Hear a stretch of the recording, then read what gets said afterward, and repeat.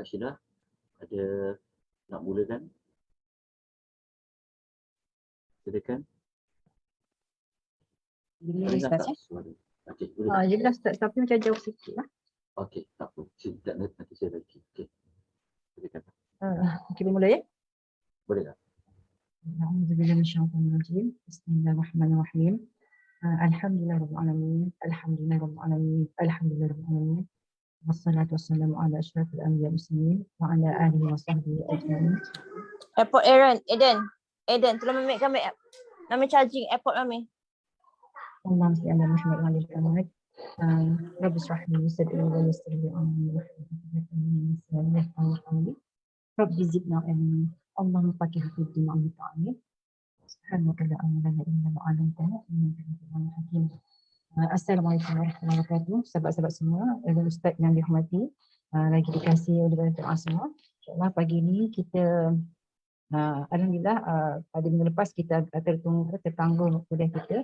Pagi ini alhamdulillah dengan izin Allah bagi kelapangan pada kita untuk menyambung sesi seterusnya, di mana pada sesi yang lepas Ustaz kupas keadaan ciri-ciri orang beriman yang untung mendapat falah. Di antara ciri-cirinya adalah orang-orang yang khusyuk dan solat, dan juga orang-orang yang menjauh perkara-perkara yang lara.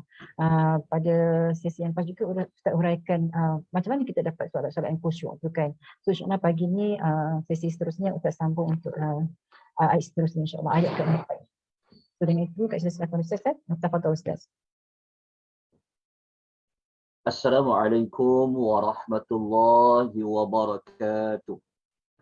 Alhamdulillah wassalatu wassalamu ala Rasulillah wa ba'd. Muslimin dan muslimat rahimani wa rahimakumullah. Alhamdulillah pada pagi ini kita dapat menyambung pembelajaran kita tentang tadabbur suratul Al-Mu'minun. Semoga dengan rahmat Allah, dengan keberkatan dari Allah, dengan hidayatul taufiq dari Allah Subhanahu wa taala, kita dapat memahami ciri-ciri orang yang beriman dalam suratul Mu'minun. Dan yang paling utama, kita hendak Allah Ta'ala bimbing kita, berikan kita kekuatan untuk kita melatih diri kita, berusaha kita menjadi insan seperti yang termaktub di dalam suratul Al-Mu'minun. Baik, surah pembelajaran kita pada pagi ini seperti yang dimaklumkan oleh Kak Syida sebentar tadi. Pagi ini kita sebenarnya akan memperincikan ayat yang ketiga. Jadi tuan-tuan, saya mohon rujuk kepada nota yang pertama, iaitu nota siri yang pertama, yang kalau nota 1 dia mengandungi, kalau kita tengok pada muka surat tu, dia mengandungi lebih kurang dalam 20 halaman bercetak. Tapi ada nota yang kedua, yang diedarkan sebentar tadi, yang lebih kurang mengandungi 8 halaman bercetak. Jadi sesiapa yang nak dapatkan nota, saya telah kongsikan link Telegram di dalam ruangan chat di dalam Zoom. Kalau di FB boleh lihat di bahagian komen. Nanti tuan-tuan ambil nota sebagai rujukan pengisian kita pada setiap hari Selasa. Baik. Pagi ini insya-Allah kita sasarkan, kita nak mengetahui tentang tafsiran ayat yang ketiga. Okey, ayat yang ketiga ni dia merujuk kepada ciri orang mukmin yang sebenar beriman dari sudut menjauhi perbuatan yang sia-sia. Kita akan perincikan ayat yang ketiga, dan insya-Allah pada pagi ini kita akan membincangkan ayat yang keempat berkenaan dengan harta yang Allah beri kepada kita. Di sini ditulis tunaikan zakat. Tapi adakah makna zakat sahaja? InsyaAllah nanti kita akan ulas pada ayat yang keempat. Kemudian insyaAllah kita akan teruskan pada ayat yang kelima dan ayat yang ketujuh, iaitu dari sudut kita memelihara kehormatan diri. Apa makna kehormatan diri? dia merujuk kepada kita menjaga kemaluan kita semua. Inilah sebenarnya ayat yang kelima dan ayat yang ketujuh. Kalau Allah berikan kita lagi ruang, waktu kita ni insya-Allah nanti kita akan termasuk kepada ayat yang ke-8. Ayat ke-8 cerita tentang kita menunaikan amanah dan kita menunaikan janji-janji kalau kita ada berjanji. InsyaAllah. Okey, untuk ayat 5 hingga ayat nombor 8, yang pelihara kehormatan diri dengan menunaikan amanah dan janji ni, dia adalah nota yang kedua. Ini adalah nota yang kedua. Kalau nota yang pertama yang ada di tangan tuan-tuan dan puan itu adalah nota bermula pada pengenalan sampailah kepada ayat yang keempat. Okey, itu perbezaan nota. Baik, kita teruskan pergi kepada ayat yang ketiga. Okey, ayat yang ketiga di dalam nota berada pada muka surat yang ke-15. Okey, sesiapa yang dia ingin merujuk kepada Al-Quran, dari Quran terjemahan, sangat dialu-alukan untuk merujuk kepada mushaf. Baik, kita terus pergi tentang ayat yang ketiga, muka surat nombor 15, jika kita rujuk di dalam nota. Baik. Moga-moga suara saya, tuan-tuan dan puan-puan, dapat dengar dengan jelas. Ya, nota yang saya paparkan juga, jika tuan-tuan melihat di skrin Zoom tuan-tuan dan puan-puan, moga-moga dapat dilihat dengan jelas. Jelas, Ustaz. Jelas, alhamdulillah. Okey, kita teruskan pada ayat yang ketiga. Okey, ayat ketiga, a'udzubillahi minasyaitonirrajim. Walladzi. Okey, ayat ketiga.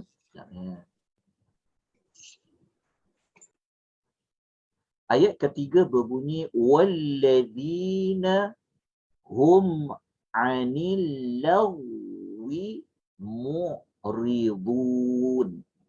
Walladzina dan. Dan ni dia adalah penghubung kepada ciri yang pertama. Maksudnya kalau kita belajar sebelum ni, ciri yang pertama orang yang benar-benar beriman adalah orang yang sentiasa khusyuk di dalam solat. Okey, khusyuk di dalam solat merupakan ciri yang paling utama bagi orang yang beriman. Maka ciri yang kedua, dan orang-orang yang mereka ini selalu menjauhkan diri anil lagwi, daripada perkara yang sia-sia. Al-lagwi maknanya yang sia-sia. Mu'ridun merujuk kepada perbuatan menjauhkan diri. Mu'riduna ni maknanya ramai, merujuk kepada bilangan ramai yang menjauhkan diri. Menjauhkan diri daripada apa? Anil lagwi. Daripada perkara yang lagwi, perkara yang lawa. Ataupun kita sebut sebagai sia-sia. Mu'ridun merujuk kepada selalu menjauhkan diri. Kena sentiasa, apabila dia berhadapan dengan perkara yang lagwi, perkara yang sia-sia, dia selalu jauhkan diri. Itu terjemahan ayat ni. Kita masuk kepada tafsiran ayat. Apa makna al-lagwi? Kita nak kupas tentang apa makna al-lagwi. Al-lagwi, memang dalam terjemahan kita jumpa maknanya adalah yang sia-sia. Betul? Kita lihat apa tafsiran tentang al-lagwi. Para ulama, mereka mendefinisikan apa makna al-lagwi. Makna asal perkataan al-lagw. Perkataan al-lagw. Kak Syidah nanti kontrol audio kalau tidak saya terus unmute-kan terus. Okey, tak apa. Okey, apa makna al-lagwi? Okey, al-lagw ni maknanya adalah ma la faidata fihi minal aqwali wal af'ali. Apa makna lagw?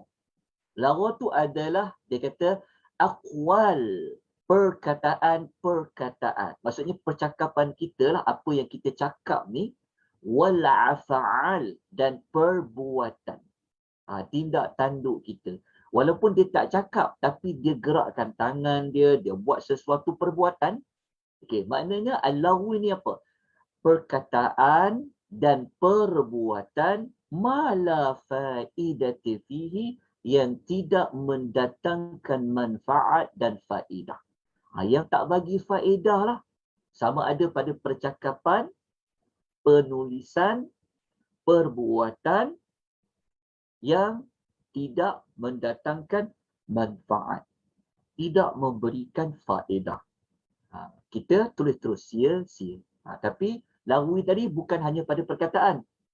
Bukan hanya menjauhi bercakap perkara yang sia-sia, yang tak ada faedah, yang tak bagi manfaat, yang tidak ada nilai tambah. Tetapi juga pada perbuatan. Okay, jelas maksud penerangan lagwi tadi? Okey, mari kita perincikan lagi. Apakah contoh perbuatan, perkataan yang dikatakan sia-sia? Apa contoh dia? Okey, contohnya kita lihat nukilan Al-Imam Ibn Kathir. Al-Imam Ibn Kathir dalam tafsir Al-Quranul Azim, beliau mengatakan perkara yang sia-sia itu, dia kata iaitu dari kebatilan. Maksudnya kita tambah satu lagi maklumat dekat yang sia-sia tadi tu, bukan sekadar yang tak bagi manfaat, yang tak bagi faedah, tetapi termasuk dalam pengertian perkara yang batil. Perkara yang Islam tidak setuju. Islam tak beri untuk dibuat. Itu termasuk dalam pengertian sia-sia. Bukan tak faedah saja, bukan tak bagi manfaat. Tapi kalau dia melakukan perkara yang batil, itu juga sia-sia. Buat yang haram, itu juga termasuk sia-sia sebenarnya. Dia batil. Okey, Al-Imam Ibn Kathir, dia kata, ia juga merangkumi perbuatan syirik. Rupa-rupanya, perbuatan syirik tu termasuk dalam perkara yang sia-sia. Kenapa? Kerana dia adalah perbuatan yang batil. Syirik tu apa? Menyengutukan Allah dengan sesuatu. Itu pun termasuk dalam perkataan al-lagwi yang sia-sia. Okey, Ibnu Katsir kata dan juga maksiat. Dia juga termasuk dalam arti contoh yang sia-sia. Maksudnya kalau kita nak kata apa makna lagwi mu'ridun, kan? Okey, kita tulis kat situ maksudnya perkataan, perbuatan, okey, yang tidak mendatangkan faedah pun pada iman kita, pada Islam, pada kehidupan kita. Termasuklah perkara apa sahaja yang termasuk dalam perkara yang batil. Contoh perkara yang batil ni adalah perbuatan syirik dan juga maksiat. Sebab maksiat kita buat ni tak ada faedah pun pada agama.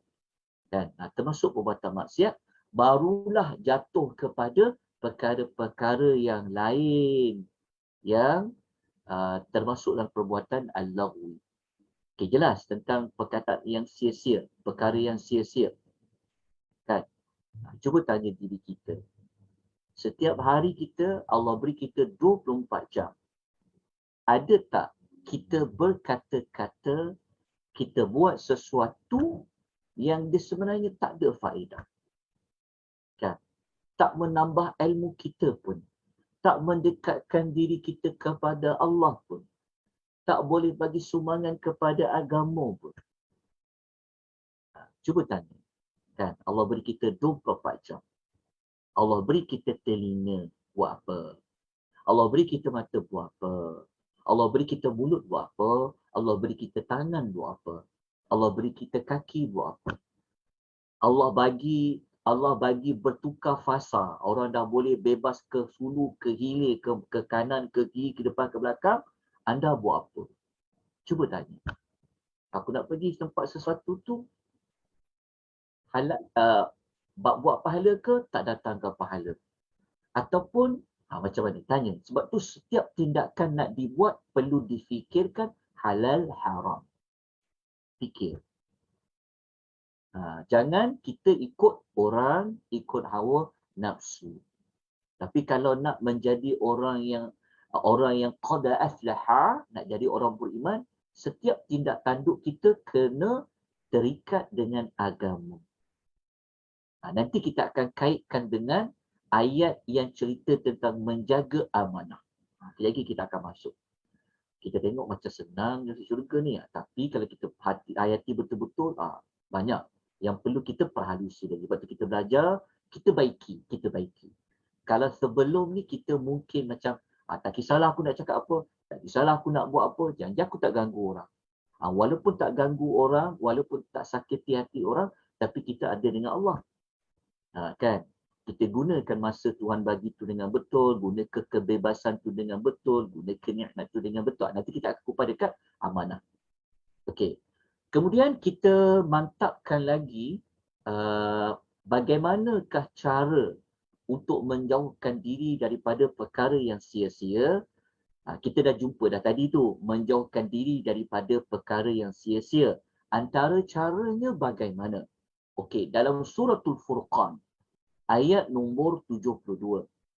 Okey, kita ambil ayat lain yang ada kaitan dengan ayat yang sedang kita belajar.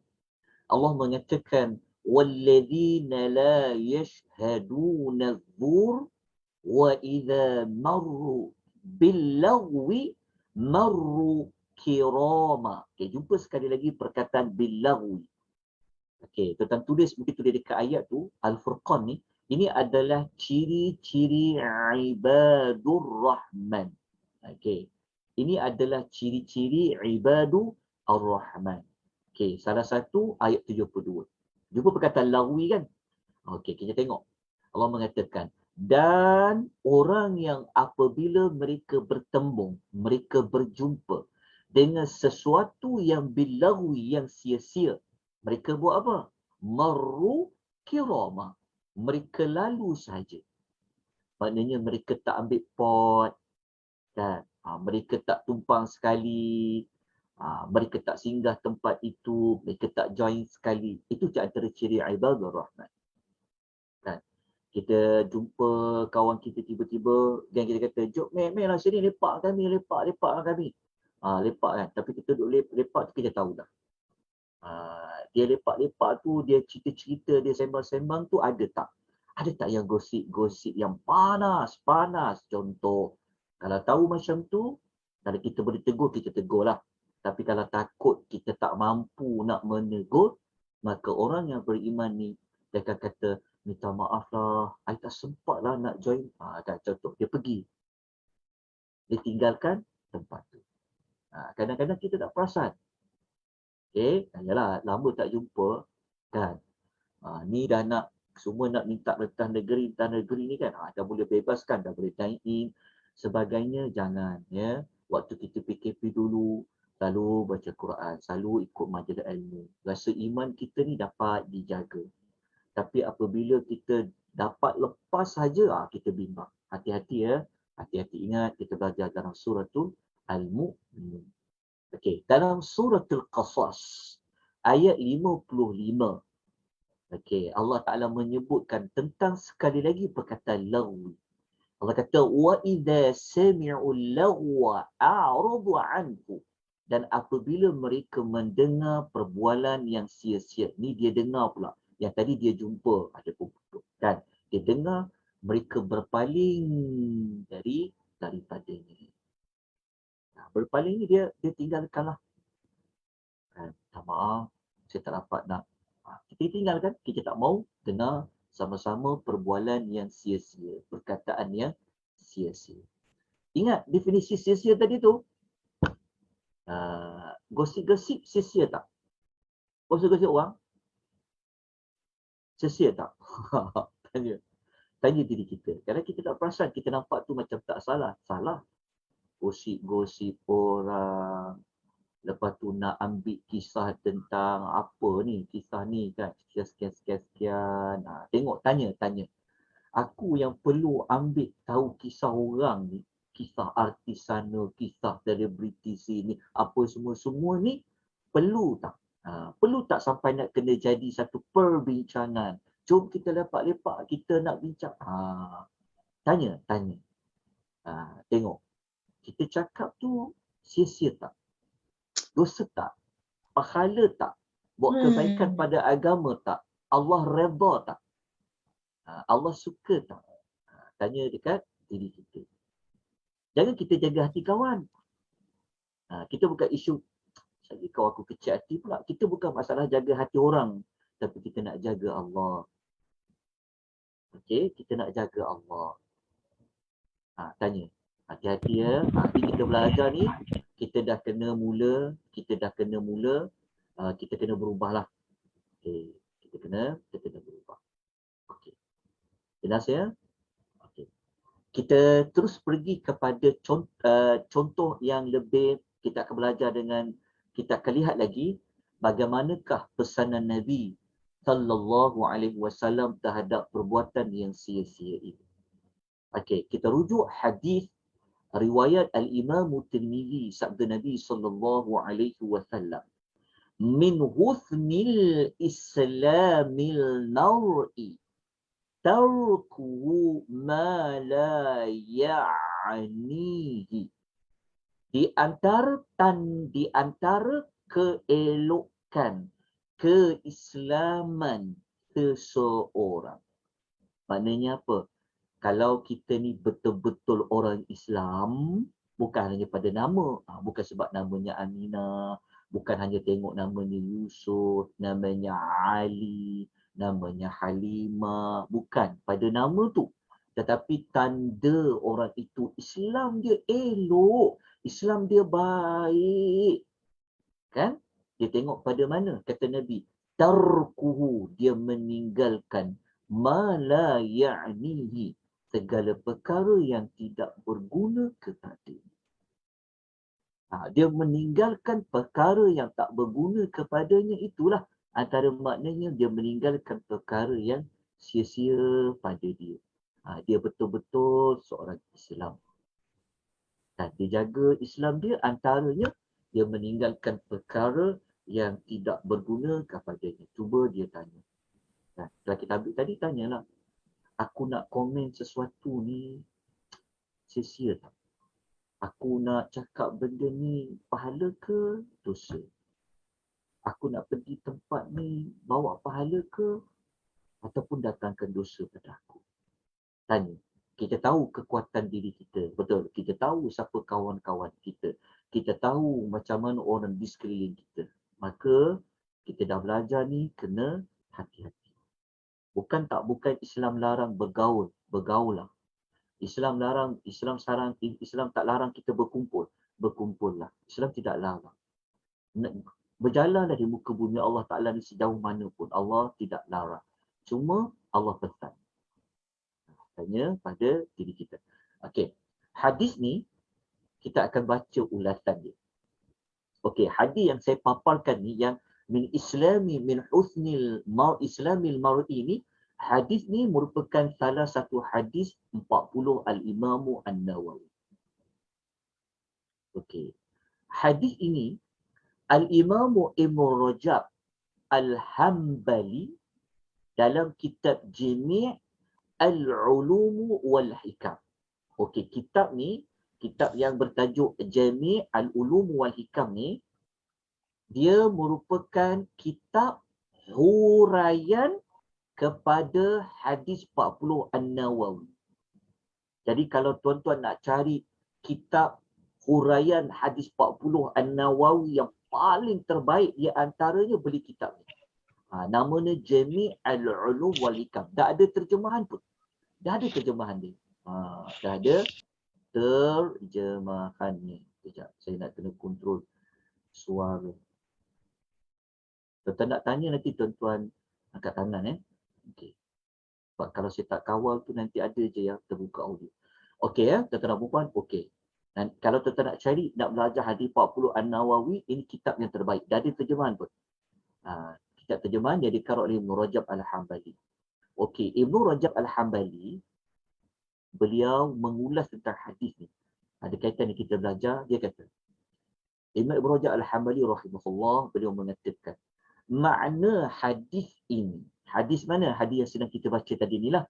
Hadis Nabi kata, min husni islamil mar'in. Beliau kata, makna hadis ini ialah antara tanda-tanda keelokan Islam seseorang ialah dia meninggalkan segala perkara yang tidak berguna kepadanya. Sama ada ia merujuk kepada perkataan ataupun perbuatan. Di samping itu, dia hanya berpada dengan kata-kata dan perbuatan yang berguna sahaja. Maknanya, kalau dia cakap ketika dia perlu je. Cakap pada benda yang patut dia cakap. Begitu juga kepada perbuatan. Okey, begitu juga kepada perbuatan. Okey.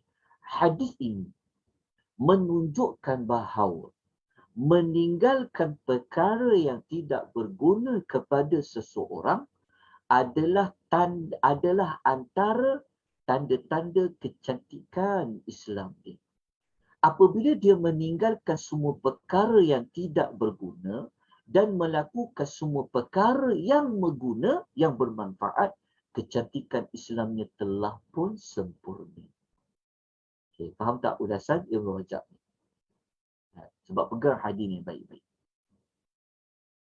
Kita nak Allah Ta'ala pesan pada kita dalam Quran kan. Ya ayyuhalladzina amanu taqullaha haqqa tuqatih wa la tamutunna illa wa antum muslimun. Allah kata, janganlah kamu mati melainkan mati dalam sebenar-benar Islam. So macam mana kita nak mati di antara sebenar-benar ciri kita ini seorang yang Islam? Maka jaga perkataan dan jaga perbuatan daripada melakukan perkara-perkara yang sia-sia. Dia bukan hanya pada dia solat, bukan hanya pada dia berzakat saja, tapi pada perkataan dan perbuatan yang lain. Okey, kita tengok contoh. Tengok contoh-contoh salafus salih, orang-orang yang terdahulu, 300 tahun hijrah yang awal-awal dulu ni. Mereka ni buat apa tentang perkara yang sia-sia ni? Kita tengok apa yang mereka buat. Moga-moga menjadi contoh kepada kita. Okey, saya datangkan contoh kisah Umar bin Abdul Aziz rahimahullah. Umar bin Abdul Aziz kita kenal, kita tahu cerita dia. Kan, khalifah Islam yang kelima lah. Okey, Umar bin Abdul Aziz. Dia cakap apa? Dia kata, sesiapa yang dia mengira percakapannya sebahagian daripada amalan. Maksudnya, dia kata, siapa-siapa yang dia menganggap antara amal-amal dia adalah dengan dia bercakap. Kan, bercakap tu kan boleh jadi ibadat. Bercakap tu boleh datangkan pahala, betul kan? Jadi, siapa yang dia menganggap bercakap ni, bertutur ni sebahagian daripada amalannya, dia kurang bercakap melainkan tentang perkara yang perlu dan berguna saja. Maknanya kata Umar bin Abdul Aziz, kalau siapa yang dia menganggap bercakap itu ada kaitan dengan amal kebaikan, maka dia tak akan bercakap melainkan dalam perkara yang perlu dan berguna sahaja. Sebab tu Islam memberikan kita jawapan. Kalau kita tak boleh cakap benda yang baik, benda yang boleh datangkan pahala, kan, lebih baik diam. Ini termasuk dalam makna yang kita sedang belajar. Tapi bercakap sekarang bukan pada bercakap saja. Sekarang ni ramai orang mendiamkan diri tapi tangannya bercakap. Tangan bercakap tu dia type, dia mesej, dia menulis. Fikir-fikirkan. Okey, lepas tu kita tengok kisah seorang sahabat Nabi. Cuma saya tak jumpa sahabat Nabi ni siapa spesifik dia. Cuma ada dalam kitab yang dinukil oleh Al-Imam Ibn Rajab Al-Hambali. Dia kata, orang ramai datang mengunjungi seorang sahabat Nabi SAW yang sedang sakit. Tapi muka dia berseri-seri muka dia. Lalu mereka bertanya kepada dia, apa petua muka nampak berseri-seri itu? Lalu beliau menjawab. Dia kata, tidak ada amal yang lebih kukuh di sisi aku melainkan dua sifat. Dia kata antara amal yang dia jaga sangat. Kan, dalam diri dia, bagi dia ada dua. Dia kata, apa dia? Dia kata, kuntu la atakallamu fima la yaghnini. Dia kata, aku tidak akan bercakap tentang perkara yang tidak berguna kepada aku. Wa kana qalbi saliman lil muslimin. Dan hati aku sentiasa sejahtera kepada orang-orang Islam yang lain. Dia tak rasa sakit hati pada orang, dia tak ada hasad pada orang, kan, dan sebagainya. Dia tak fikir buruk tentang orang. Hati dia sejahtera kepada orang-orang Islam yang lain. Dia buat dua perkara. Satu, dalam sudut dia bercakap. Yang kedua, dari sudut hati dia. Kita ni dalam mulut tu tak mau cakap benda yang baik. Hati pula sebut, oh ya Allah, teruk benar hatinya. Kan? Hatinya sangka buruk pada orang tu, ya Allah. Kan? Kalau boleh dua benda ni kita buat. Okay? Hati pertama sekali tu utamanya. Lepas tu pada lidah. Jaga baik-baik. Okay, tapi sekarang lidah tu tak bercakap. Yang cakapnya apa? Tangan. Keyboard lah, tekan keyboard. Okay. Okay, kita tengok contoh lain. Berkata Muwariq Al-Ijli rahimahullah. Beliau kata, ada suatu perkara yang sentiasa aku buru dia semenjak sekian lama. Dia cakap, bagaimanapun aku belum mampu melakukannya. Namun, dia kata, aku tidak akan berhenti memburu dia buat selama-lamanya. Mereka tanya kepada dia, apa benda tu? Cerita. Dia jawablah. Dia kata, menahan diri daripada perkara yang tidak berguna. Maknanya, Muwariq bin Al-Ijli dia kata dia cuba sedaya upaya dalam hidup dia, dia nak tahan diri dia daripada buat perkara yang tak berguna pada dia. Dia cuba. Dia kata benda tu yang aku duk buru, aku duk kejar sangat. Dia kata. Sebab apa? Sebab mereka faham hadis yang Nabi sebut tadi tu. Dan mereka tahu tentang ayat Quran. Okey, kita tengok kepada contoh lain. Okey, contoh Sahlun bin Abdullah Al-Tusturi rahimahullah. Ada kata Tusturi rahimahullah. Beliau kata apa? Sesiapa yang bercakap tentang perkara yang tidak berguna kepadanya, dia terhalang daripada nak bercakap benar. Siapa yang bercakap perkara yang tidak berguna, maka dia juga susah untuk bercakap benar. Itu kata Sahlun bin Abdullah Al-Tusturi. Macam kita lah kan, ada pepatah kan, ikan gelama, ikan apa entah kan, lama-lama ikan apa duri, lama-lama mencuri, berbohong lama-lama mencuri, macam itulah, wallahu a'lam, kita ingat apa pepatah tu. Begitulah umpamanya. Kalau kita tak boleh cakap benda yang elok, maka Allah Ta'ala boleh halang kita cakap benda yang benar. Iyalah, bercakap benar ni, nak bercakap benar, tahanlah diri daripada bercakap benda yang tak perlu. Okay, ini di antara petua yang dinyatakan oleh Sahlun bin Abdullah Al-Tusturi rahimahullah. Semua kata-kata ni, semua riwayat ni saya ambil di mana tau? Saya ambil dalam kitab Al-Jami' Al-Ulumu wal Al-Hikam. Kita akan jumpa banyak kitab Ibn Rajab ni, dia ada kotkan kata ulama-ulama soleh yang terdahulu. Dia bawa banyak dalam buku tu. Jadi terjemahan, carilah buku tu.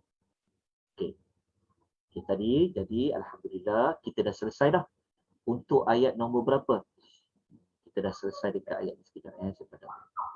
Okey, Alhamdulillah kita dah selesai untuk ayat nombor 3. So, apa tindakan yang kita nak kena buat selepas ni, tuan-tuan dan puan-puan? Apa tindakan kita kena buat?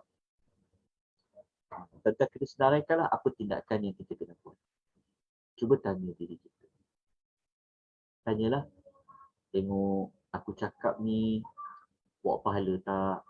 Maknanya tindakan kita selepas ni, kita akan bercakap hanya pada perkara yang perlu. Okay. Kita akan buat sesuatu yang Islam benarkan. Apatah lagi benda-benda yang Allah haram tu tentu kita kena tinggalkan. Okay, manfaatkan.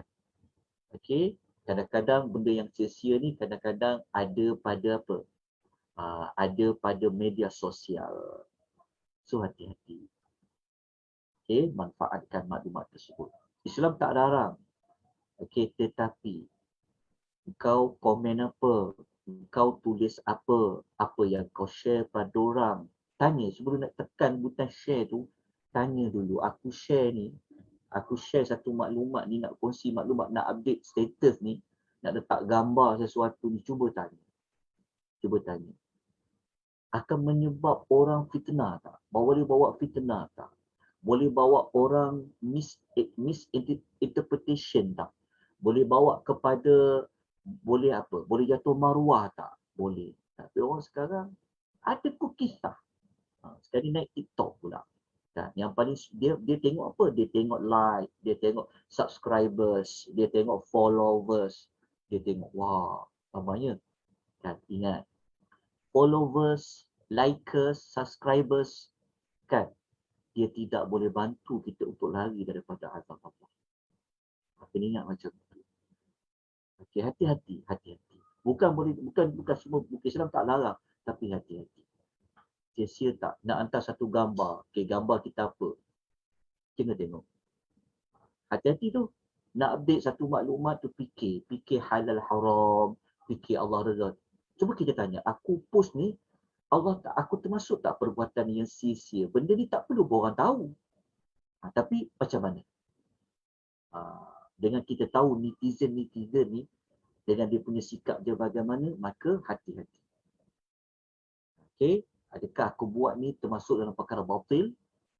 Kita tak bercakap, tapi dari sudut kita tulis tu seperti kita bercakap. Jadi hati-hati. So kalau dah baca suratul Mu'minun, nak jadi orang yang qad aflahal mu'minun, tak cukup je hanya kata doa semata-mata tapi tidak ada tindakan, tak boleh. Kena usaha. Kita bimbang maklumat yang kita kongsi tu, yang kita post tersebut, yang kita update tersebut, menyebabkan orang pula habis masa duk baca apa kita tulis. Sedangkan benda tu tak ada faedah apa-apa pun. Jadi hati-hati. Okey, berhati-hati dengan media sosial yang ada pada hari ini. Kadang-kadang kita terpaksa habiskan banyak masa nak baca orang komen je. Nak baca orang post apa. Kadang-kadang boleh leka tu tengok handphone, tengok gadget tu. Betul. Jadi fikirkanlah. Nanti kita akan belajar bab amanah.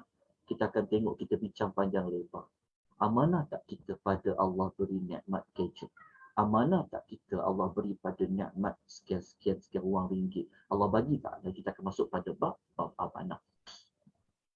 Okay, maknanya nak masuk syurga, nak jadi orang berjaya ni, ya Allah, ketat sangat SOP dia. SOP Allah Ta'ala buatlah. Okay. Sebab tu dalam hidup ni, jangan fikir nak jaga hati orang semata-mata lah. Maksudnya utamakan dulu Allah, Rasul. Fikir dosa dan pahala. Okey, kita teruskan dengan ayat nombor 4. Okay. Ayat nombor 4 ni Allah Subhanahu wa Ta'ala berfirman kepada kita. Walladzina hum lizzakati fa'ilun. Dan orang-orang yang mereka itu lizzakati, terhadap zakat tu mereka buat apa? Fa'ilun. Sentiasa menunaikan. Fa'ilun ni dia merujuk kepada perbuatan yang selalu buat. Fa'ilun selalu buat, sentiasa buat. Buat apa? Zakati, dikaitan dengan zakat. Kalau tadi mu'ridun yang selalu berpaling. Kalau ayat sebelum ni khashi'un yang selalu khusyuk. Jadi kita kena selalu menunaikan zakat. Okey, jadi perkataan zakat dekat sini. Zakat. Tapi adakah makna zakat semata-mata? Secara literalnya kita fahamlah, memanglah zakat, zakat. Zakatlah. Okey. Kita lihat perincian dia. Okey, kan? Kita pun dah nak masuk hujung tahun. Zakat ni hubungan kita dengan Allah. Kan? Zakat. Tanya zakat emasnya, tanya zakat harta, kalau ada kebun-kebun, zakat zakat pertanian, tanya. Okey, dah tunaikan ke belum? Dia tidak akan kita. Okay, tapi kita nak perincikan apa makna zakat dekat sini. Okey, Al-Imam Ibn Kathir, beliau telah mengemukakan pengertian zakat pada ayat ni. Apa makna zakat pada ayat tersebut? Yang pertama, okey, kebanyakan para ulama berpendapat bahawa yang dimaksudkan dengan zakat di sini adalah zakat mal, iaitu zakat dari sudut harta. Okey, zakat dari sudut harta. Okey, kenapa ada pendapat lain? Ada pendapat lain. Okey, kalau kita tengok pendapat kedua, Ibnu Katsir dia bawa.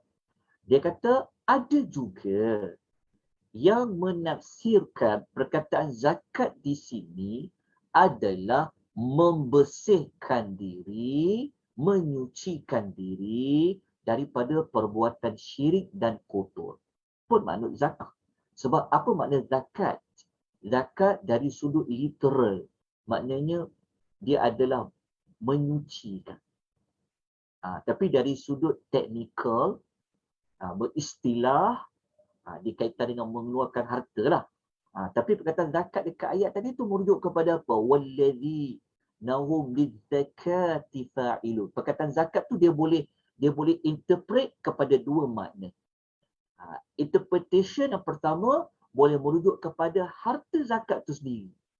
Ada ulama kata tak. Kalau kita maknanya kita dah belajar ni, kita jangan janggal lah. Kalau kita dengar ada pentafsiran yang kedua kata, bukan zakat harta tu. Itu adalah menyucikan diri.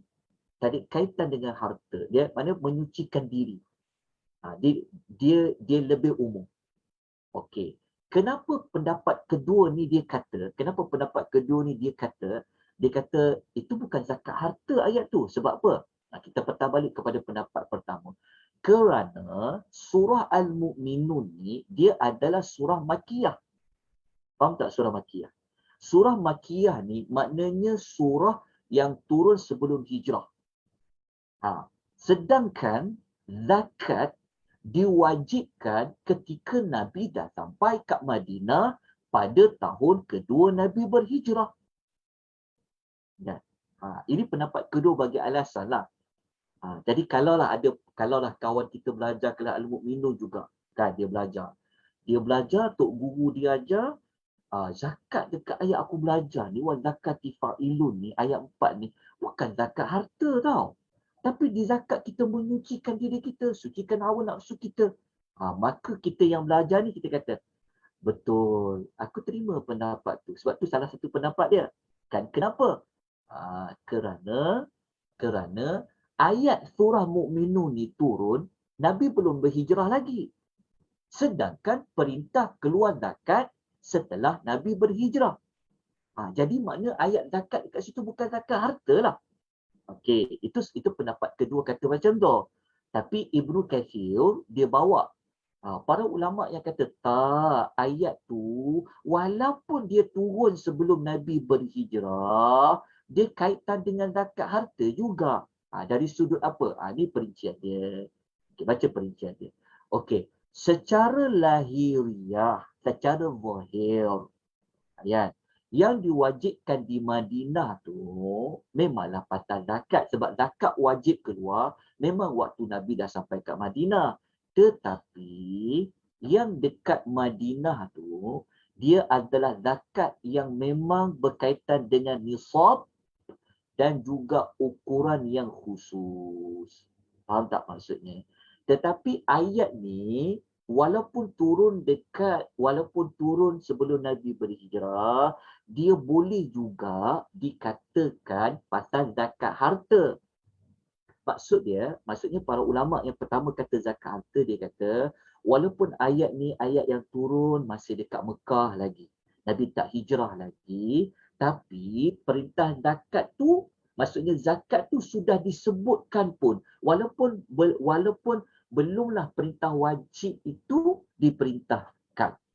Dia kata. Sebab apa? Sebab ayat yang perintah zakat keluar, yang turun dekat Madinah tu, zakat tu dia macam telah ada satu guideline dia yang lengkap. Maksudnya berapa amount nak keluar zakat, berapa banyak nak keluar, nak kira berapa lama baru keluar, itu ayat yang khusus turun semasa di Madinah. Tetapi walaupun ayat ni turun kat Mekah, dia tetap ada kaitan dengan zakat harta.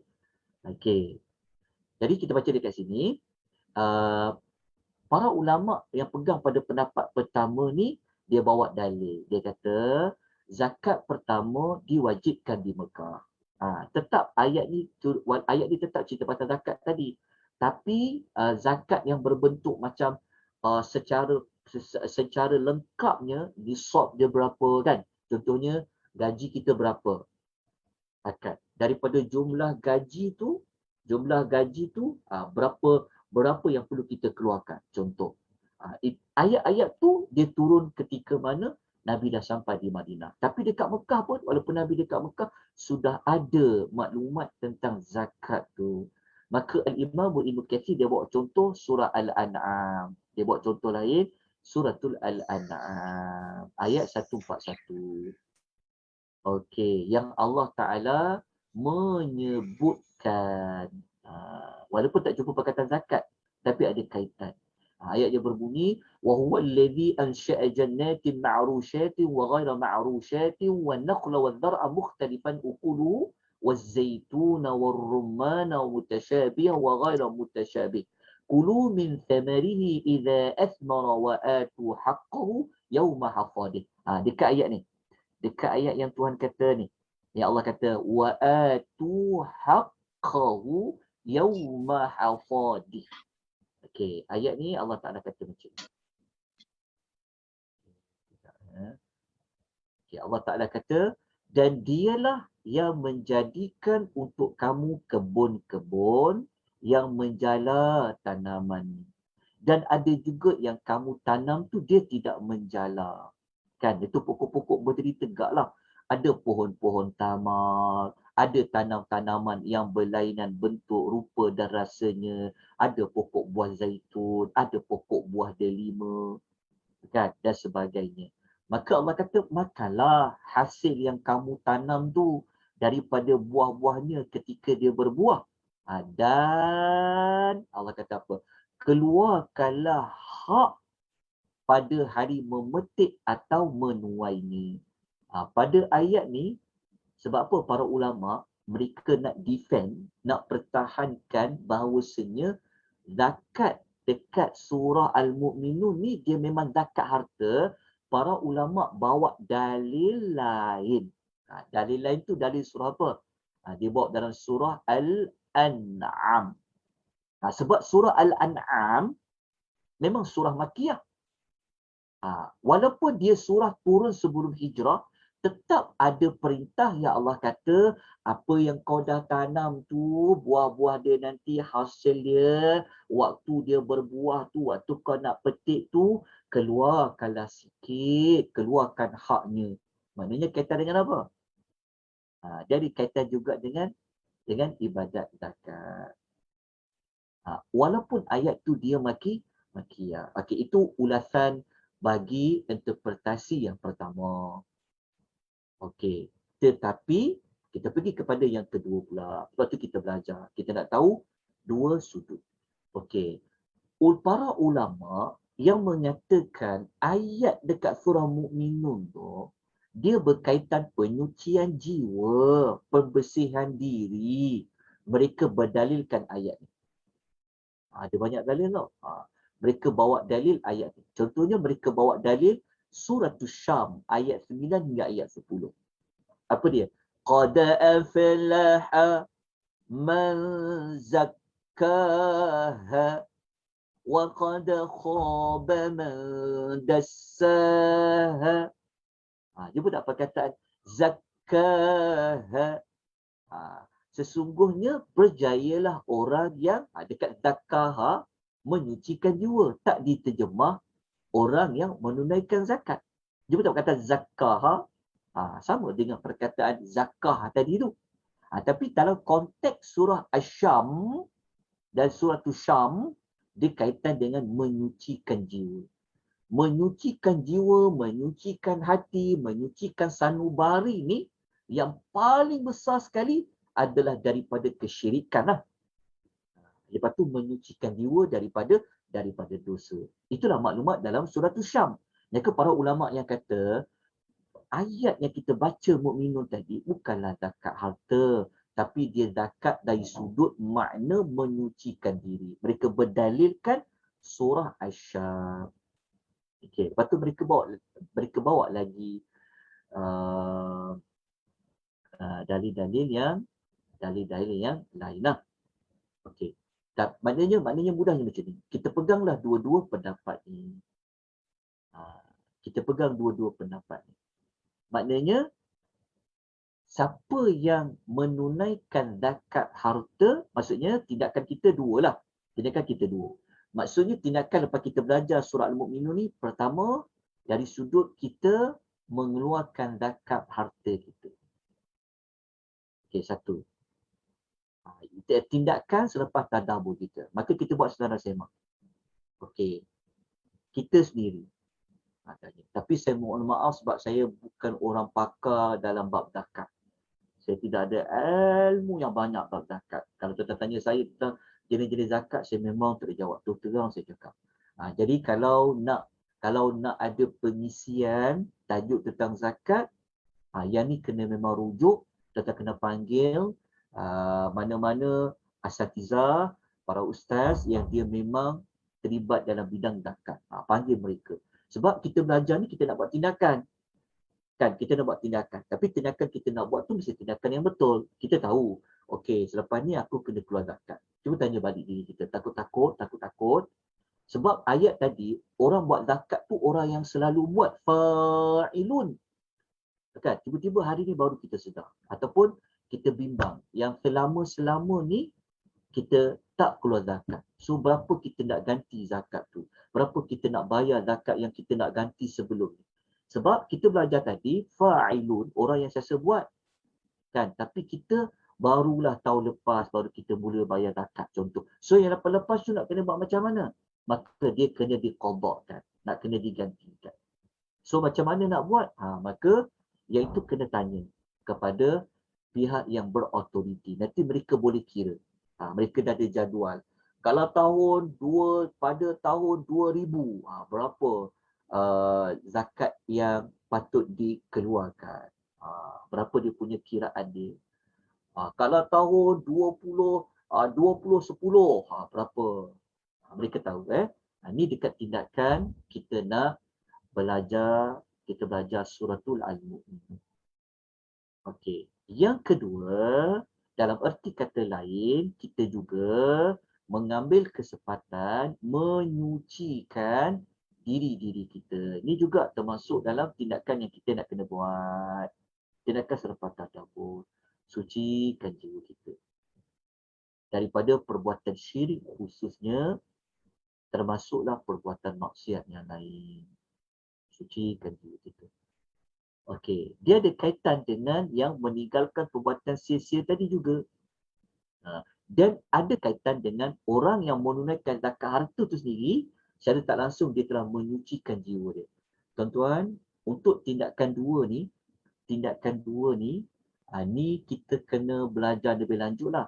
Apa penyakit hati. Ni bagus juga belajar. Sebab kita nak bersihkan jiwa kita kan, sebab dia termasuk dalam ayat qad aflaha man zakkaha. Siapa yang menyucikan jiwa dia? Yang paling kotor sekali syiriklah. Syiriklah. Selepas pada syirik tu baru didatang dosa-dosa yang lain. Jadi tindakannya kita kena belajar lagi. Apa penyakit-penyakit hati kita. Sebab kita dah tahu tindakan apa nak buat. Tindakan kita adalah kita nak bersihkan jiwa-jiwa kita. Pertama syirik lah. Jangan kita percaya kepada bab ramal-ramal dah. Tak nak percaya kepada zodiak-zodiak dah. Tak nak percaya kepada ramalan bintang-bintang dah. Tak nak percaya kepada feng shui dah. Kita tak nak percaya tentang apa sajalah. Tak nak. Kita nak bersihkan jiwa kita.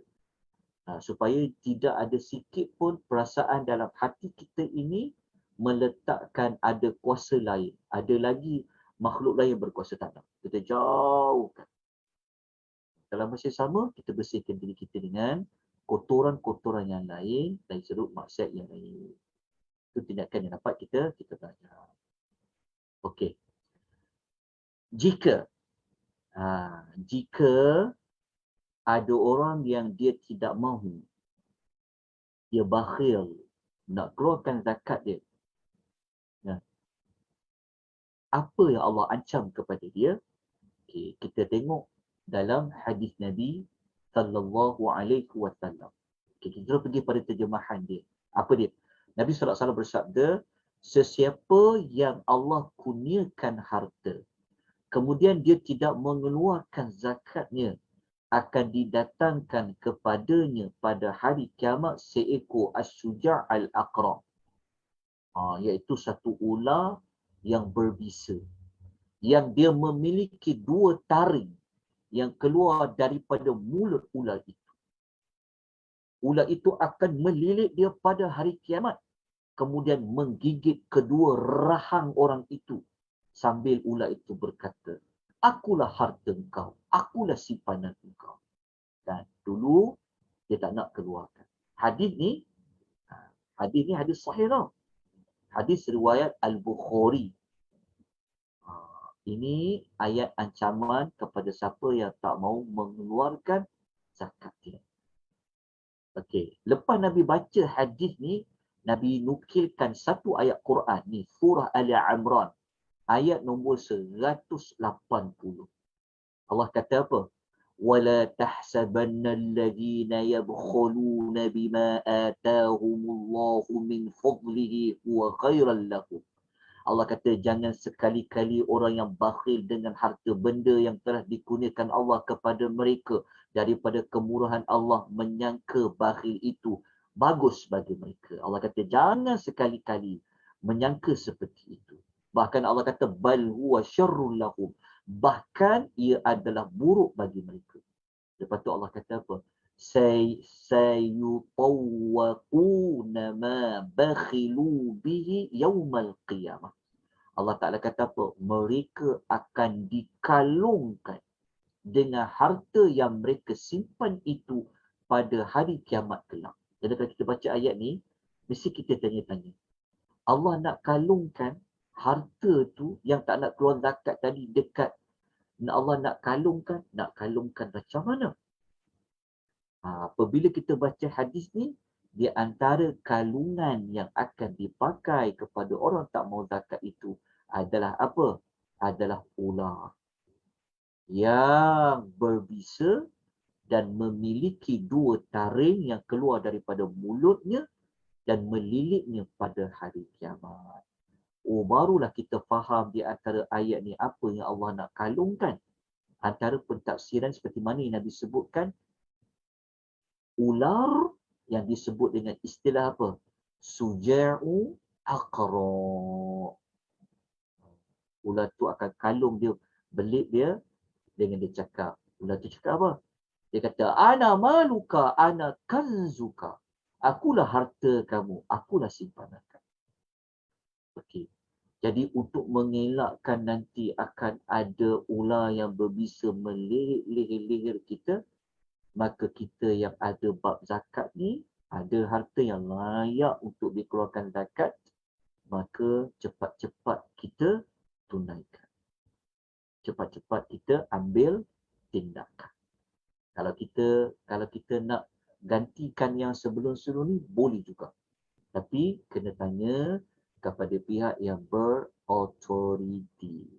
Berapa jumlah yang sebenarnya yang perlu digantikan. Dalam erti kata yang lain, kita bersihkan diri kita daripada kesyirikan dan juga daripada kemaksiatan. Bersih daripada penyakit hati yang ada dalam jiwa kita. Bersihkan. Moga-moga kita usaha ni, kita dapat menjadi qad aflahal al-mu'min. Berjaya kita. Okey, Alhamdulillah kita dah selesai untuk ayat ini. Kita dah habis nota ni, kita terus pergi nota yang kedua. Okey, saya minta tuan-tuan tengok nota yang kedua. Okey, kita nak terus kepada ayat yang ke-5 dan ke-7. Tuan-tuan dapat tak nota yang kedua? Ada siapa-siapa yang tak dapat? Cuba bagi tahu. Ada tak? Ada tak yang tak dapat? Dapat. Dapat dalam link tu dapat ya. Sekejap. Saya tengok ya soalan ya sebelum saya jawab tu. Okey. Jelas. Okey, dia bertanya. Jika ada yang percaya ubat tertentu menyembuhkan penyakit, adakah itu termasuk mensyirikkan Allah? Okey. Jika dia percaya ubat itu boleh menyembuhkan penyakit dengan izin Allah, itu tak syirikkan Allah. Tak syirikkan Allah. Maksudnya kita gunakan ubat itu sebagai asbab kepada sebab. Contoh, kita pegang kepada vaksin dapat menghalang kita daripada kita dijangkiti COVID-19. Adakah syirik? Kan? Sebab kita belajar hanya Allah sahaja yang boleh halang kita daripada dapat penyakit. Allah saja yang boleh halang kita daripada keburukan. Kan? Jadi syirik tak kalau kita cakap macam tu. Syirik jika kita meyakini tanpa menyandarkan kepada Allah. Itu syiriknya. Tapi kalau kita kata saya makan ubat ni kerana saya makan ubat ni sebagai asbab ya untuk Allah menyembuhkan saya. Maknanya jangan kita kena kaitkan dengan Allah. Lepas tu kita kata dengan izin Allah. Jadi kita kata makan ubat ni nak. Ubat ni dapat menyembuhkan kamu dengan izin Allah. Kita usaha je makan ubat ni, yang boleh sembuhkan hanyalah Allah. Tu barulah supaya kita terjatuh dalam kesyirikan. Baik, kita teruskan dengan ayat yang ke-5 dan ayat yang ke-7. Alhamdulillah, kita dah selesai ciri yang paling utama untuk orang yang mukmin, yang benar-benar beriman, khusyuk dalam solat, selesai. Kita juga telah selesai, Alhamdulillah, tentang jauhi perbuatan perkataan yang sia-sia. Alhamdulillah. Kita juga telah tahu dari sudut arti walidzakati fa'ilun. Dah selesai. Jadi kita nak belajar apa? Jadi kita nak belajar terlebih dahulu tentang pelihara kehormatan diri. Ayat 5 dengan ayat nombor 7. Okey, jom kita teruskan. Ayat 5 Allah Ta'ala berfirman sampai ayat 7. Ayat 5 ni dia ada pasangannya, dia ada perincian dia. Bukan ayat 5 saja. Tapi perincian dia ayat 6, perincian dia ayat 7. A'udzu billahi minasyaitonir rajim. Walladzina hum li furujihim hafizun. Dan mereka yang sentiasa, sebab dia hafizun daripada perkataan hafazah, memeliharakan. Orang yang hafizun maknanya orang yang sentiasa menjaga kehormatan. Kehormatan apa? Furujin. Furuj ni faras-faras lah. Maknanya kemaluan lah. Tapi ayat orang Melayu terjemah ni dia halus sangat. Cermat dia terjemah kan. Patutnya kalau kita terjemah literal, dan mereka yang sentiasa menjaga kemaluan-kemaluannya. Itulah sebab makna furuj ni maksudnya daripada farjun. Tapi lah kan, orang Melayu ni dia cermat, dia halus bahasanya kan. Dia tulis menjaga kehormatan dirinya. Kehormatan diri ni bukan dari sudut jawatan dia, pangkat dia, bukan dari sudut tu, tapi dari sudut menjaga kemaluan dirinya. Kemaluan diri. Okey. Yang mana Allah Ta'ala mengatakan illa ala azwajihim aw ma malakat aymanuhum. Kecuali maksud dia kemaluan dia itu dia boleh gunakan pada jalan yang halal, iaitu kepada siapa? Kepada isterinya ataupun kepada pasangannya, atau dia boleh gunakan pada hamba sahaya mereka. Hamba sahaya. Hamba sahaya dah tak ada dah lah. Maknanya Allah Ta'ala kata, maknanya ayat kecuali ni maksudnya Allah Ta'ala membenarkan bahawa bagaimana nak salurkan kemahuan syahwat dia dengan kemaluan dia tadi tu hanya pada siapa? Hanya pada isterinya ataupun pasangannya atau pada hambanya sahaja. Kalau dia hanya gunakan ataupun salurkan syahwat kemahuannya pada isteri dan hambanya sahaja, Allah mengatakan bahawasanya fa innahum ghairu malumin, sesungguhnya mereka tidak tercela. Tak tercela tu maksudnya boleh. Memang yang itu yang patut pun hanya diberi kepada pasangannya. Dekat sini kita dah dapat juga jawapan. Kalau dia bukan pasangan yang halal, tak boleh lah. Sebenarnya ayat ni, kalau dalam ayat ni Allah tak sebut perbuatan apa, tapi kalau kita baca pada ayat ni, dia dikaitkan juga dengan apa? Dia dikaitkan dengan zina, dikaitkan juga dengan perbuatan liwat, dikaitkan juga dengan perbuatan lesbian. Samalah. Dia termasuk yang Allah. Sebab apa? Sebab kalau dia berzina, bukan isteri dia, bukan pasangan dia, terkeluarlah daripada ayat yang Allah Ta'ala setuju. Maknanya termasuk dalam orang yang tidak menjaga kehormatan diri. Termasuk juga kalau dia buat perbuatan liwat, kan, pasangan lelaki dia itu bukan pasangan dia. Itu bukan pasangan yang Islam benarkan. Itu pun termasuk dalam perbuatan yang Allah Ta'ala larang. Termasuk juga kepada yang sama jantina dengan dia lah, sama ada pada homoseksual ataupun pada lesbian dia. Yang hanya boleh digunakan istilah apa disalurkan syahwatnya tadi, kemaluan dia hanya pada siapa? Pada isterinya atau pada pasangannya atau hanya pada hamba sahaya mereka. Ustaz, nak tanya kalau hamba tu dah kira halal ke? Halal lah. Tak, dulu tu lah. Dulu dia kira halal lah walaupun dia tak nikah ke tak apa ya, Ustaz? Ya, kerana dia adalah hamba. Hamba tu dia ada pengecualian yang khusus lah pada hamba ni. Macam lepas perang daripada hamba. Tapi sekarang tak ada dah. Ya. Terima kasih. Sekarang hamba tu tak ada lah. Okey, sama-sama. Okey, maknanya di sini hanya pada dua saja. Ya Allah benarkan. Ada Allah benarkan. Pada isteri atau pada hamba lah. Okey. Selain daripada dua ini, Allah Ta'ala kata, فَمَنِ ابْتَغَى وَرَاءَ ذَلِكَ, sesiapa yang mengingini selain daripada yang demikian.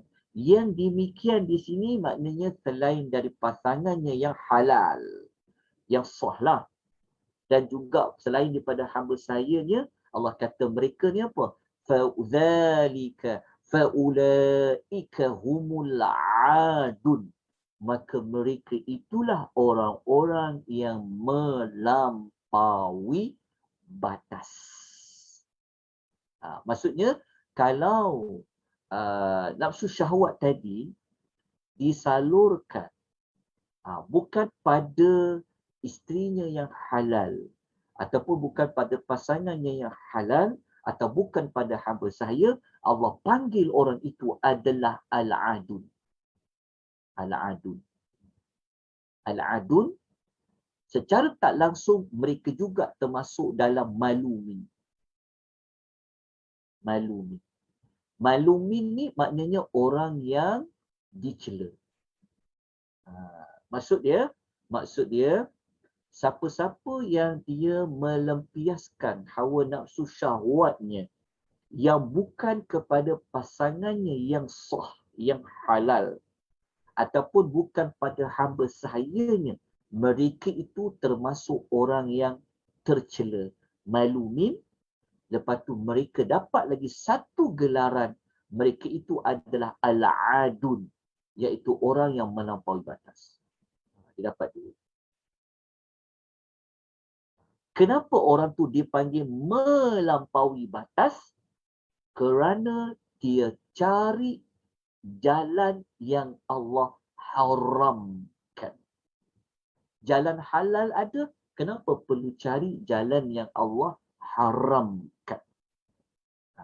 Orang yang mencari jalan yang tak nak guna jalan yang halal, tapi mencari jalan yang haram, seperti dia mencari pelacur-pelacur ke ataupun orang lain ke yang tidak halal, dia itu dipanggil orang yang melampaui batas. Dalam masa yang sama, dia termasuk kumpulan manusia yang malumin, yang Allah cela. Kita baca tafsiran ayat ni. Tengok. Okey. Ayat tadi sudah pasti dia dikaitkan dengan zina. Sudah pasti dia dikaitkan dengan zina. Okey. Dan ayat tadi juga dia termasuk dalam perbuatan liwat. Liwat tu yang homoseksual tu lah. Okey. Kalau kita tengok yang homoseksual ni, kan, kita tahu kan, siapakah bapa kepada homoseksual ni adalah kaum Lut. Kaum Lut. Kan? Umat Nabi Allah Lut. Kita boleh tengok dekat surah Asy-Syu'ara dulu, kita pergi yang dekat liwat ni, untuk kita mengukuhkan pentafsiran ayat. Sebab ayat tadi Tuhan tak cakap perbuatan selain itu, cuma Tuhan kata hanya boleh dilimpiaskan hawa nafsu syahwat tu pada isterinya atau pasangannya atau pada hamba. Maknanya selain tu tak boleh lah. Selain tu apa? Antara kita sebut tadi adalah zina lah. Okey, kita sebut dulu zina. Okey, zina ni Allah sebut dalam suratul Al-Isra ayat 32. Allah mengatakan wala taqrabuz zina innahu kana fahishatan wa sa'a sabila. Allah kata apa? Janganlah kamu menghampiri zina. Hampir pun tak boleh. Jangan kamu menghampiri zina. Menghampiri zina tu bawa kepada perbuatan boleh jatuh zina pun tak boleh. Apatah lagi kalau sudah berzina. Islam ni maha bijak. Allah Ta'ala ni dia maha bijaksana yang mensyariatkan larangan zina ni sampai kalau Allah kata jangan kamu menghampiri zina. Sebab apa? Kalau kamu dah hampir, nanti akan bawa kepada zina. Zina tu apa? Allah kata sesungguhnya zina itu adalah satu perbuatan fahisyah yang keji dan satu jalan yang buruk. Allah kata yang keji dan dia adalah satu jalan keburukan. Okey, ni ayat pasal zina lah.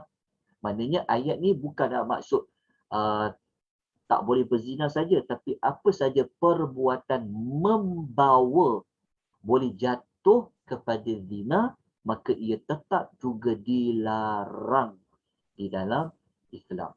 Dan kita tahulah zina ni apa risiko dia. bukan risikonya kena tangkap basah semata-mata, bukan risiko tu. Tapi zina ni dia akan merosakkan, meruntuhkan silsilah keturunan. Nanti akan bercampur bau. Sebab tu tak boleh. Okey, kalau kita baca dekat, saya ada baca dekat paper dekat surat khabar, di antara rahmat Allah datangnya MCO ni, kan hotel-hotel tak boleh dibuka. Betul. Saya baca dekat laporan daripada Jabatan Agama Islam Melaka. Dia disebut, dia bagi tahu bahawasanya, dia kata persen ya, maksudnya penurunan tangkapan orang yang berkhalwat. Saya maksudnya macam ni. Kita tak boleh kata orang yang berduaan-duaan dalam bilik itu dia berzina. Cuma kita boleh kata paling tepat dia berkhalwat. Sebab zina ni kalau kita nak tuduh orang, kita kena tengok, kena nampak, baru kita boleh kata dia berzina. Tapi kita katakan bahawa tangkapan khalwat. Sebab tu berbeza tuan-tuan ya, hati-hati dalam kita bercakap. Kita tidak boleh mengatakan secara mutlak orang yang ditangkap khalwat itu dia berzina. Belum, jangan. Kalau orang tu dia tak berzina, kita boleh dihukum sebat lah. Berdosa kita, dosa besar kita menuduh orang berzina. Tetapi yang paling tepat kita kata didapati mereka ini berkhalwat berdua-duaan dengan bukan mahram. Tapi tetap boleh ke? Boleh ke kalau dia berkhalwat saja? Tak boleh lah. Sebab yang Quran dia kata dah tadi. Quran kata wala ni maksudnya tegahan. Jangan kamu menghampiri.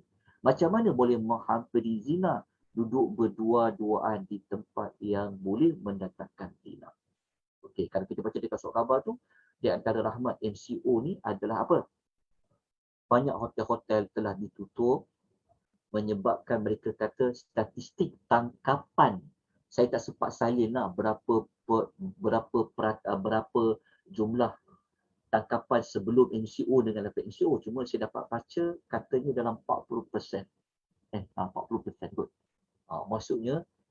Maksudnya penurunan penangkapan orang berkhalwat ini, dia punya tangkapan tu lebih jatuh jauh. Sebab apa? Sebab hotel-hotel bajet dan sebagainya, hotel tidak dibuka. Nampak tak rahmat Allah bagi MCO? Kalau macam ulasan pagi tadi Ustaz Zukhairi ulas, di antara rahmat MCO ni macam orang nak kuduri kahwin. Kan? Rupa-rupanya nak kahwin ni senang je. Rahmat Allah, betul tak? Kahwin tak perlu ramai-ramai, belanja sikit aja dan sebagainya. Kan? Maknanya sebenarnya itulah urusan pernikahan yang Islam hendak kita buat. Maknanya jangan sampai membazir, bukan nak bermegah-megah. Kan kalau kita kahwin online kan, tengok baru ni kan, siapa yang baru nikah ni kan, contoh kan. Udah je kahwin. Tak boleh ramai-ramai, pakai simple, kadang kahwin dengan online. Itulah sebenarnya perkahwinan yang cukup lah. Dia kata aktiviti pernikahan. Nampak tak MCO ni Allah bagi rahmat dari sudut apa? Berahmat. Yang nak kena sewa hotel, nak kena sewa dewan sampai berpuluh ribu, nak belanja banyak-banyak, semua-semua tu, itu adalah adat orang Melayu saja. Kan? Adat saja. Siapa nak sampaikan pasangan tu terpaksa dia kena apa? Dia kena berhutang pula. Hutang pula personal loan. Personal loan dia ingat pinjam 10,000 bayar 10,000. Contoh, nampak tak rahmat MCO ni? Jadi dia kes di sinilah menghampiri kepada zina pun Allah larang, termasuk zina. Okey. Dia boleh merosakkan keturunan nasab. Okey. Lepas tu kita tengok pula. Kita tengok tentang perbuatan liwat. Ni kita tengok kisah Nabi Allah Lut. Okay, dalam surah Syu'ara ayat nombor 165 sampai 66. Okey, apa kata-kata Nabi Allah Lut kepada kaumnya? Okey, beliau baginda alaihi salam mengatakan atatuna dhukrana minal alamin. Seperti mana yang Allah sebut dalam Quran. Allah berfirman, patutkah kamu melakukan hubungan jenis dengan lelaki daripada kalangan manusia. وَتَذَرُونَ مَا خَلَقَ لَكُمْ رَبُّكُمْ مِنْ أَزْوَاجِكُمْ, dan kamu pergi meninggalkan isteri-isteri kamu yang dijadikan oleh Allah untuk kamu. Maksudnya mereka meninggalkan perempuan-perempuan. Yang perempuan-perempuan ni dijadikan ia untuk lelaki. Tapi mereka sanggup pergi melakukan hubungan sesama lelaki. Lepas tu Allah kata apa di hujungnya? Bal antum qaumun adun. Bahkan kamulah kaum yang melampaui batas. Jumpa tak perkataan adun? Sama tak adun melampaui batas dengan ayat kita baca tadi tu? Yang kita kata Allah kata apa? Allah kata faulaika humul adun. Melampaui batas. Sama je.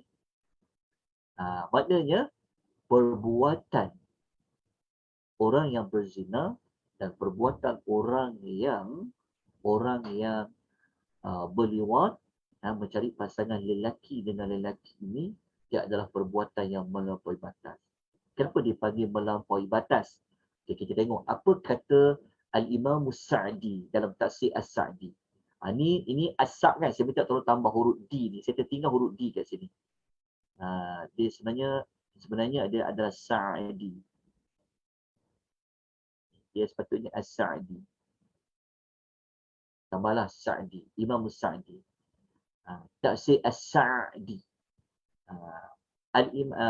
Syekh As-Sa'di, Abdul Rahman bin Nasir As-Sa'di, dalam tafsir dia, beliau mengatakan, dalam kitab tafsirnya, beliau mengatakan apa maksud melampaui batasan tu? Apa makna yang dikatakan adun tadi? Melampaui batasan ni maknanya melebihi batasan yang Allah telah halalkan. Kan? Patutnya nafsu syahwat itu dilepaskan pada pasangannya yang halal. Tapi dia pergi mana? Mungkin bagi dia tak cukup. Ataupun dia pergi cari apa? Dia pergi menuju tindakan yang diharamkan. Yang mereka ni nekat melanggar larangan-larangan Allah. Mereka ni dipanggil apa? Orang yang melebihi batasan. Allah panggil orang yang melampau batas. Kata Allah. Dah ada yang halal, pergi cari yang haram. Itu jelas. Tapi kalau lelaki itu dia tidak cukup seorang isterinya yang halal, dia nak cari jalan yang halal, Islam membenarkan kepadanya untuk berpoligami lah. Ada kat situ. Jadi saya tak nak panjangkan isu poligami ni sebab isu ni isu yang sangat sensitif. Tapi jadi pesanan saya umum lah. Bukan saya galakkan lah. Umum. Ini saya cerita benar tuan-puan. Saya cerita benar. Bukan saya cerita. Saya ada kawan-kawan yang cakap sendiri. Orang yang ada jawatan, ada duit. Kerana dia takut pada isterinya untuk dia berpoligami, akhirnya dia pergi lepaskan hawa nafsu syahwat dia kepada pelacur-pelacur. Sekarang ni orang tak panggil, mungkin kita tak nampak macam tempat pelacur. Tapi dia pergi tempat yang pusat rumah-rumah urut. Saya sebut cerita yang benar. Ada beberapa sahabat-sahabat. Kenapa kamu tidak mahu cari jalan yang halal? Kalau kamu tak cukup. Tapi sebab itulah, sebab respon daripada pihak isteri itu yang sangat-sangat menakutkan. Kan? Yang macam, tidak balas. Saya sebut di umum tuan-puan ya. Saya sebut di umum. Saya bukanlah saya jaja pun cerita, bukanlah saya kempen pun tak. Tapi kalau ada keperluan daripada jatuh. Sebab kalau dia jatuh ni, ya Allah panggil apa ni? Dia jatuh dalam malumin, Allah panggil dia adun. Jadi isteri-isteri ya, bantulah bagi siapa-siapa. Bantulah bagi siapa-siapa yang kalau dia ada keperluan. Supaya apa? Supaya suami itu dia tidak jatuh kepada malumin dan juga kepada adu. Okey, jelas tuan-tuan perempuan? Okey.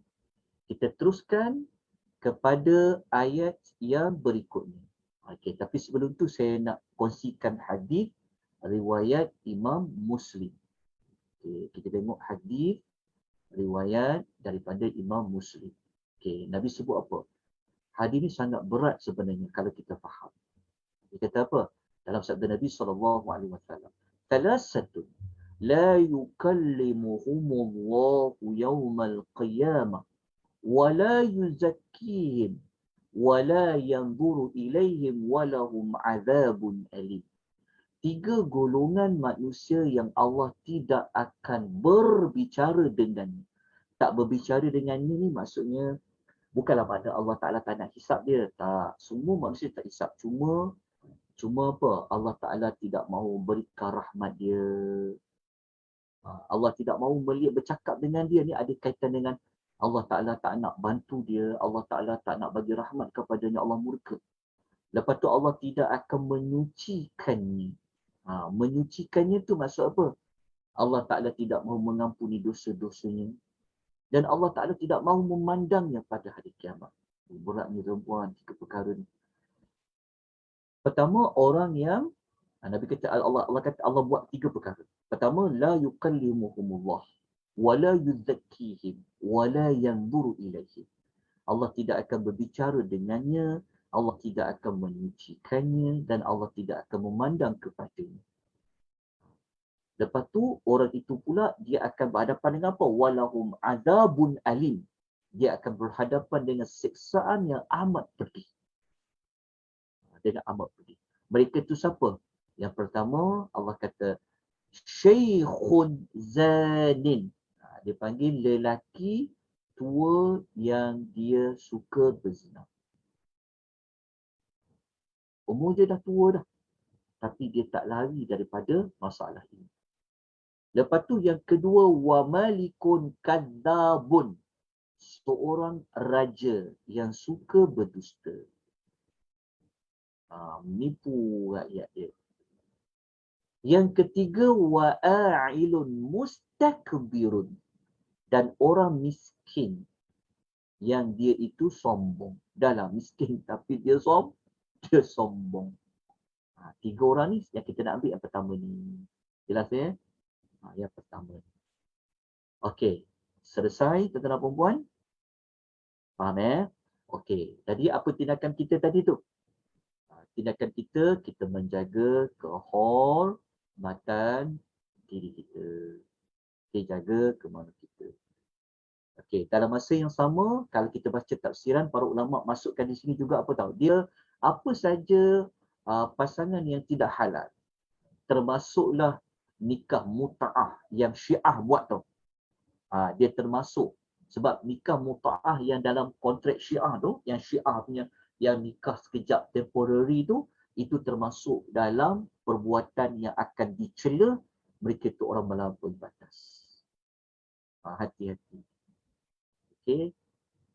Kita teruskan kepada ayat yang lain. Kita pergi kepada ayat nombor 8.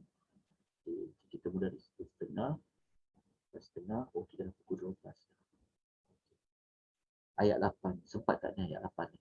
Okay, kita baca ayat dengan terjemahan je dulu ya. Nanti huraian kita baca pada minggu yang berikutnya. Okey, ayat 8 ni Allah kata apa? Walladzina hum li amanatihim wa ahdihim ra'un. Dan mereka yang menjaga, kalau boleh tulis tulis sentiasa, tambah apa kata sentiasa. Sebab ra'un ni dia adalah kata nama. Kata nama pelaku yang sentiasa. Dia sentiasa.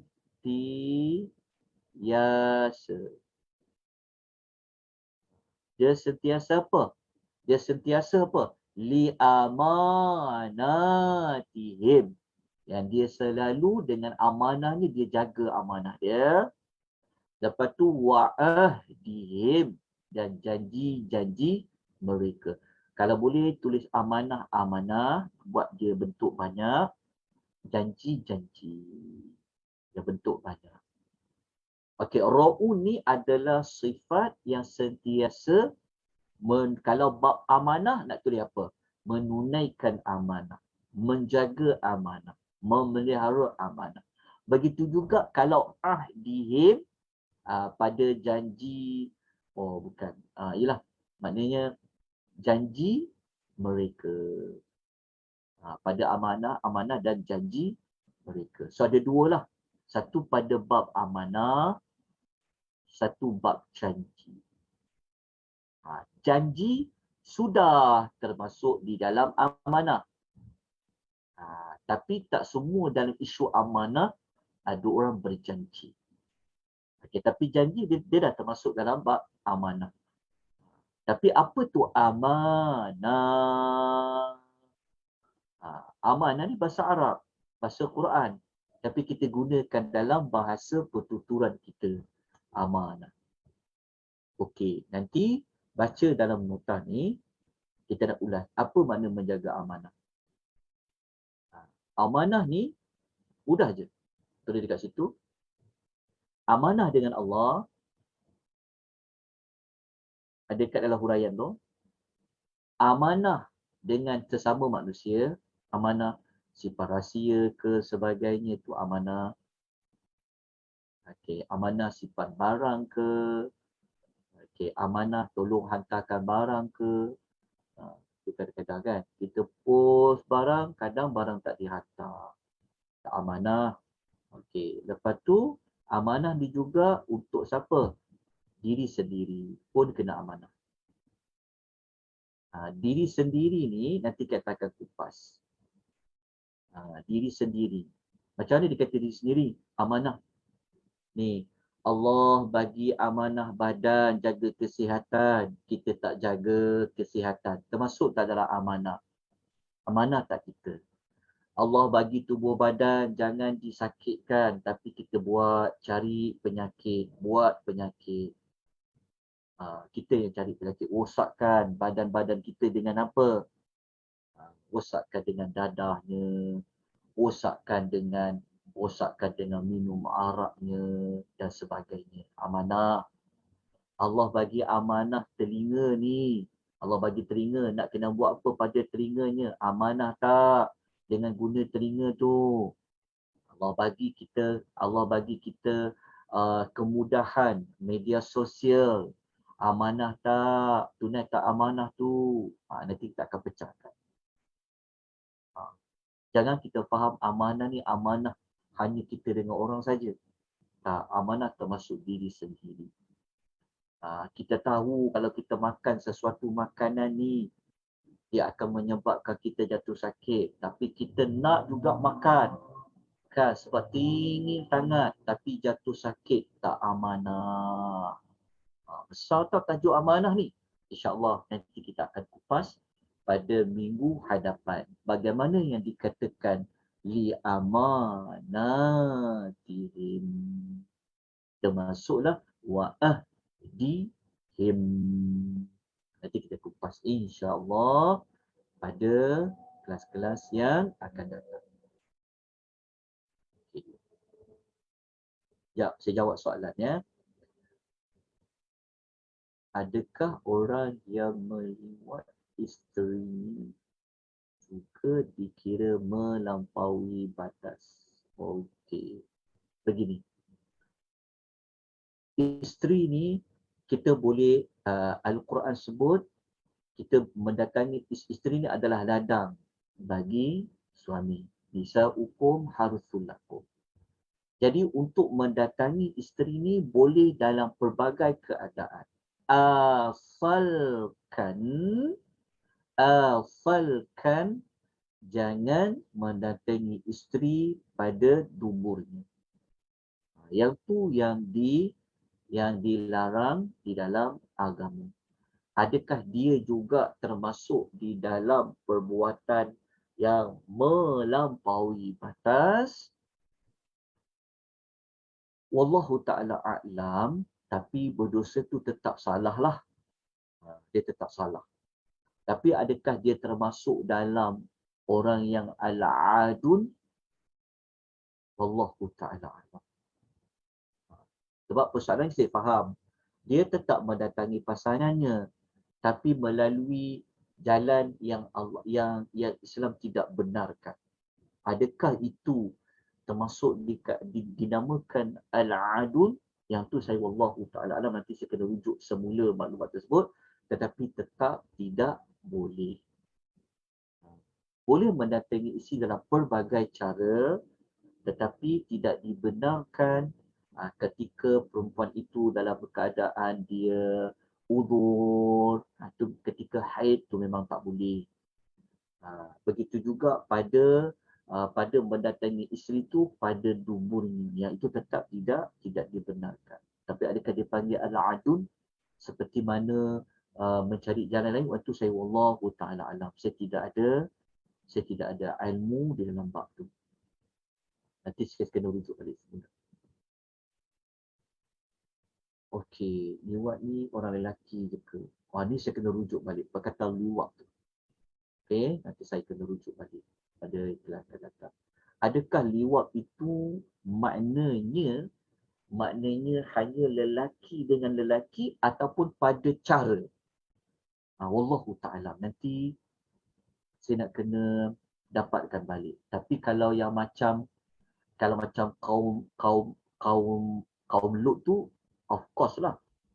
Sebab mereka mendatangi lelaki sesama lelaki.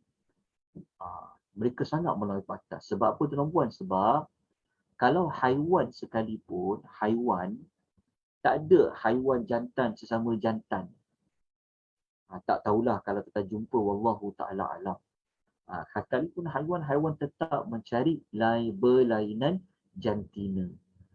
Tapi kalau lelaki yang sesama jantina ni, maknanya lebih teruk daripada haiwan. Sebab tu mereka ni, sebenarnya kaum Lut ni, dia bukan sekadar dipanggil adun, dia ada panggil lagi istilah lain sebenarnya. Tapi saya tak bawa lah istilah tu sebab kita nak fokus pada perkataan al-adun. Moga-moga dapat manfaat. Baik, ada soalan lain tak? Tak ada.